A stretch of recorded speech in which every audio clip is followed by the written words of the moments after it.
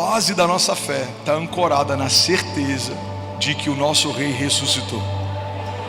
Vou falar de novo, e eu quero te fazer um convite, inclusive, eu quero estabelecer isso como cultura na nossa igreja. Todas as vezes que a gente citar que Jesus ressuscitou, a gente vai celebrar isso com tudo que a gente pode. Você está comigo? Porque o inferno celebrou quando ele foi rasgado, o inferno celebrou quando ele foi humilhado, o inferno celebrou quando as vestes dele foram partidas, o inferno celebrou quando ele gemia. Mas a igreja celebra, porque aquilo que o inferno celebrou por 3 dias, nós celebramos desde aquele dia até a eternidade. Então vim aqui nessa manhã declarar o que diz em Mateus 28:6. Ele não está aqui porque já ressuscitou. Aleluia! Aleluia! Atos 3:15 diz: vocês mataram o autor da vida, mas Deus o ressuscitou dos mortos, e nós somos testemunhas disso. Alguém pode dizer glória a Deus por isso? Aleluia! O tema da mensagem de hoje é o dia que mudou tudo. O dia que mudou tudo. Não mudou só para aqueles que criam, mudou para aqueles que também não criam. Mudou o calendário, mudou a agenda. Aqueles que não criam que ele era quem dizia ser, passaram a ter plena convicção depois dos sinais. Jesus foi crucificado, era dia, se tornou noite. O sol se recusou a brilhar a partir do momento em que o Filho de Deus encontrou a morte. As rochas se partiram. Algo aconteceu naquele dia, mas algo aconteceu a partir daquele dia. O que Jesus enfrentou na cruz do Calvário não foi algo só que mudou a religião, foi algo que mudou toda a criação. Os escravos, a partir da redenção, se tornaram filhos. Aqueles que estavam perdidos foram achados. Aqueles que estavam doentes, enfermos, encontraram no sangue de Jesus uma fonte de cura. Aqueles que eram desgarrados, que caminhavam sem propósito, vazios, foram encontrados no meio desse caminho, foram preenchidos por Deus. E é por isso que nós estamos de pé. Estamos de pé porque Ele vive. É porque Ele vive que a gente consegue crer que o amanhã vai ser melhor que hoje. É porque Ele vive que a gente sabe que nenhuma palavra do inferno tem mais poder do que as promessas que sobre nós foram estabelecidas. É porque Ele está ao lado do Pai e intercede por nós, que nós entendemos que não somos um organismo social, não somos um clube, não somos um lugar de encontro, somos a igreja de Jesus. Nós caminhamos sobre as águas e as portas do inferno não prevalecerão contra nós. Alguém comigo aqui nessa manhã? Se puder zerar o retorno do palco, deixar só no início, por favor. Sabe, a gente vê na antiga aliança coisas extraordinárias acontecendo. A gente vê na antiga aliança, por exemplo, o mar se abrindo para o povo passar. Mas na nova aliança, depois da ressurreição de Jesus, algo ainda mais sobrenatural acontece. Jesus nos convida a andar sobre o mar. Sabe, eu acredito que isso é um simbolismo também da mudança da dinâmica a partir da mudança de aliança. Alguns inimigos que saíam da nossa frente no tempo passado, agora a gente caminha sobre eles no tempo presente. Eu vou falar isso de novo e alguém vai pegar isso daqui em nome de Jesus. Quando Jesus ressuscita, Ele não só volta da morte, como Ele traz consigo as chaves do Hades e da morte. E Ele estabelece debaixo dos seus pés todo poder, principado e potestade. São estabelecidos como assoalhos dos pés do nosso Deus. Então aquilo que no passado saía da frente para a igreja passar, no tempo presente é usado como caminho para que a igreja caminhe. Então os inimigos que quase te pararam, quase te mataram, quase acabaram com a tua vida, a partir do momento que Jesus entrou nela, são só testemunho daquilo que Deus vai fazer. É aquele que é capaz de gerar tudo em todos. É aquele que trabalha sem limitações, porque a fé não limita a Deus e Deus não limita a fé. É sobre Ele que eu quero falar nessa manhã. Alguém comigo aqui diga amém. A gente olha para a história de Jesus e a ressurreição, e ela é marcada por 3 momentos: a sexta-feira da paixão, quando Ele é entregue, quando Ele é ferido, quando Ele entrega o seu espírito, quando Ele é morto. E a sexta-feira é seguida pelo sábado. No sábado há silêncio, no sábado há desânimo, no sábado há dúvida. O sábado, por mais que pareça um intervalo entre a sexta e domingo, não é um hiato, não é uma lacuna, não é um buraco. O sábado, irmão, simboliza aquilo que talvez muita gente que está aqui nesse auditório hoje está vivendo. É o período entre aquilo que morreu na tua história e aquilo que vai ressuscitar nela. Sabe, esses períodos de silêncio, quando a gente tem uma fé positivista, quando a gente é triunfalista, a gente entra em crise, porque o silêncio de Deus para muita gente é associado a uma ausência de Deus. O silêncio de Deus para muitas pessoas é associado como a ausência de uma intervenção de Deus. Mas a gente vê muitos períodos que são marcados pelo novo sendo precedidos pelo silêncio. A vinda de Jesus é um exemplo disso. A Bíblia diz que havia um silêncio profético. João Batista é um homem levantado por Deus, cheio do Espírito Santo desde o ventre da mãe, que foi chamado por Deus para quebrar o silêncio profético da criação. E ele precedeu aquele que seria o nosso libertador. Você percebe que antes de Jesus, silêncio. Antes da ressurreição, silêncio. Talvez antes do teu próximo milagre você esteja vivendo um silêncio. Mas Deus não está apático, apesar de ter momentos em que Ele não fale. Deus não está distante, apesar de ter alguns momentos em que Ele não fale.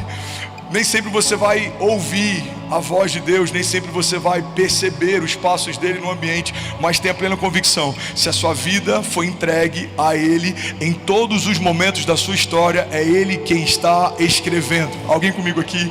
Não importa se o período seja de silêncio, não vai haver dúvida no nosso coração. Eu sei que todo silêncio antecede um romper sobrenatural. Agora, nos períodos de silêncio, a nossa fé ela é testada. Nos períodos de silêncio, a nossa motivação é testada. A Bíblia diz que quando Jesus volta para os seus, ele lembra de uma promessa que havia sido feita pelo seu pai e foi relembrada por Jesus. Ele diz: olha, vocês lembram que o profeta declarou que o Espírito seria derramado sobre toda a carne, que os vossos velhos teriam sonhos, os vossos jovens teriam visões, que os vossos filhos e as vossas filhas profetizarão? Vocês lembram? Sim, Jesus, a gente lembra. Então, permaneçam até que se cumpra essa promessa. Jesus aparece para os discípulos e ele fala poucos dias antes de Atos 2 acontecer. Ele lembra daquilo que aconteceria, que o seu pai já havia prometido. Mas a Bíblia diz que entre o dia em que Jesus lembra isso para eles e o dia em que Atos 2 acontece, centenas de pessoas desistiram. Irmão, guarda isso aqui em nome de Jesus.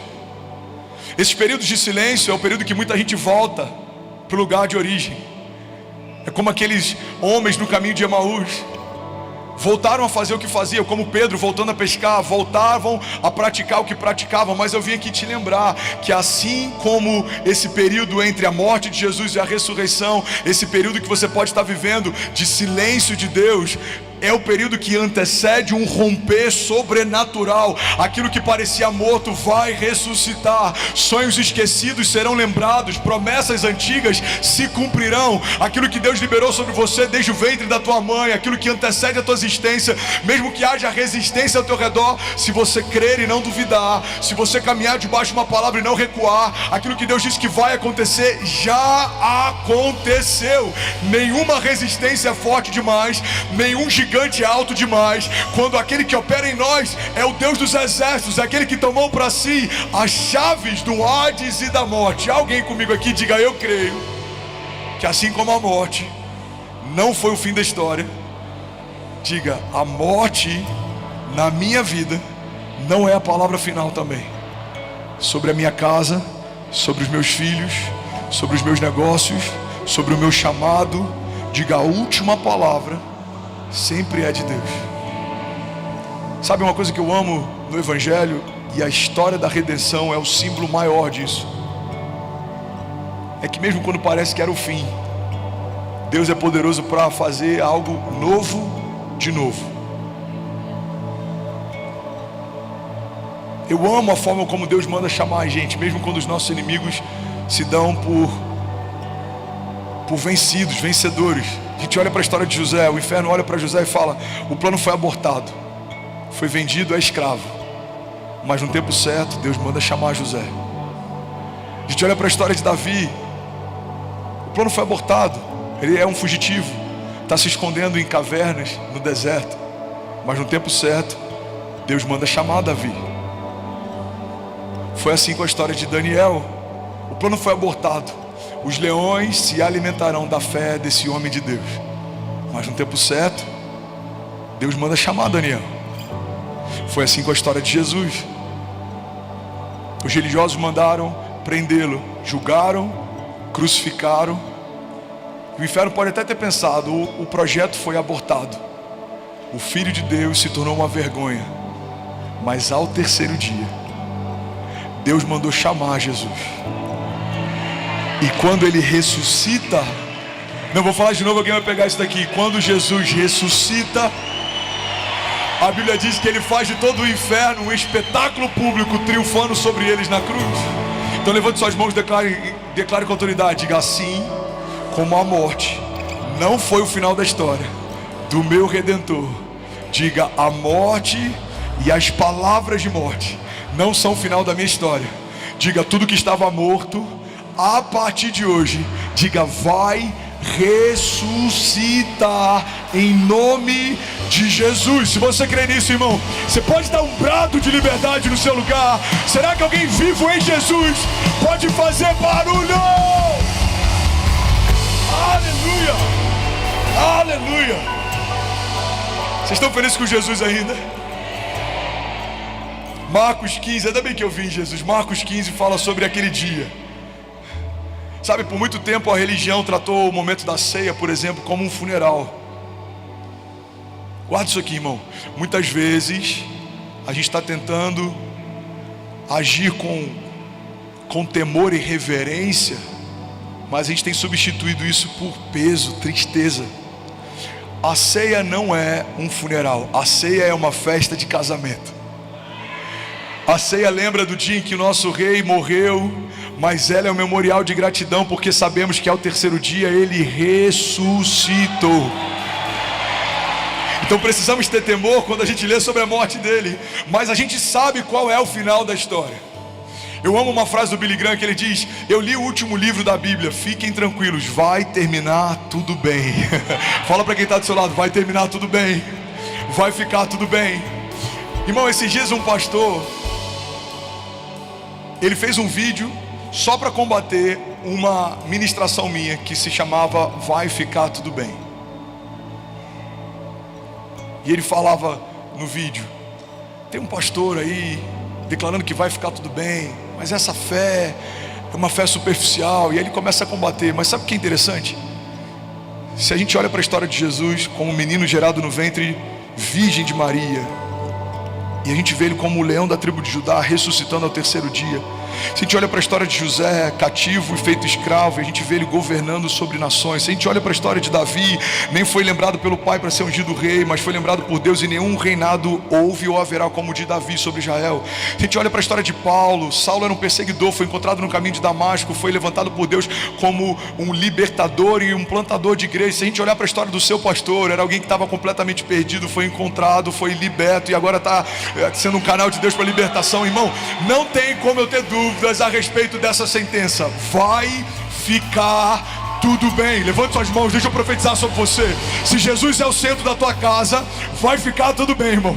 Se a tua fé é uma fé em Cristo Jesus, é uma fé do tipo de Deus, vai ficar tudo bem. Se você olhar para o autor e consumador da tua fé e esquecer a força dos ventos, a altura das ondas, vai ficar tudo bem. Se você ensinar os seus filhos no caminho que deve andar, quando crescer, eles não se desviarão dele, não serão motivo de vergonha, pelo contrário, serão um bom testemunho, serão o seu legado, irão onde você não foi, viverão o que você não viveu, e no final da tua história você vai olhar para a tua descendência e para os seus filhos assentados como brotos de oliveira ao redor da tua mesa, e você vai ter a plena convicção: vai ficar tudo bem. Se a tua fé estiver firmada em Jesus, e não em pastores ou líderes, e não em homens que são passíveis de erros, mas daquele que nunca errou, que nunca pecou, que se entregou por nós, que ao terceiro dia ressuscitou. Vamos, igreja, levante suas mãos e diga: vai ficar tudo bem. Você pode celebrar Jesus no seu lugar.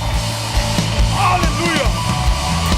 Tudo bom? Você acabou de assistir uma mensagem aqui do nosso canal. Eu tenho certeza que ela te edificou e que ela vai gerar algo novo em você. E a gente separou mais 2 vídeos. Eu quero deixar essas indicações aqui para você continuar queimando com Jesus. E eu quero muito te fazer um pedido também. Se essa mensagem te edificou, comenta aqui embaixo, segue o canal, me ajuda a compartilhar para que mais pessoas sejam tocadas também. Deus te abençoe.